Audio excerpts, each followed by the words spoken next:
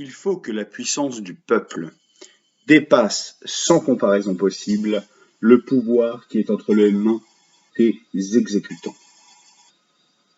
Si le pouvoir de ces derniers pouvait même simplement équilibrer celui du peuple, il naîtrait, au cas où les exécutants voudraient se rebeller, une guerre entre eux et le peuple, ce qui doit être rendu impossible par la Constitution.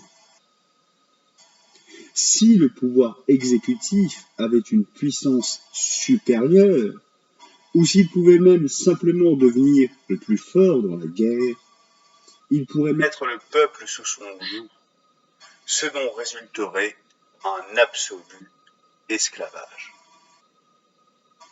Par conséquent, c'est une condition de la rectitude de toute constitution civile que, sous aucun prétexte, d'aucune sorte, le pouvoir exécutif ne dispose d'une force qui soit capable d'exercer la moindre résistance à celle de la communauté.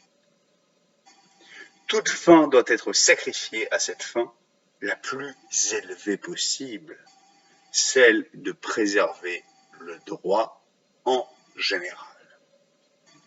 En outre, et précisément pour cette raison, c'est une maxime capitale pour une constitution conforme à la raison et des dispositions visant cet objectif doit être prise que, lors du rassemblement de la communauté, de si grandes foules se rassemblent en tout lieu.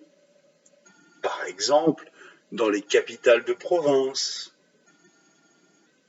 qu'elles soient capables, donc ces foules, d'opposer une résistance appropriée aux possibles tentatives de l'État et du pouvoir exécutif de se rebeller.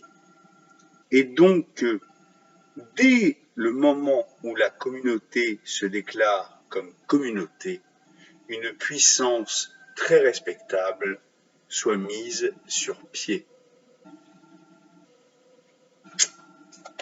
Bon ben, ça parle actuellement, effectivement. Johann Gottlieb Fichte, Fondement du droit naturel, 1796.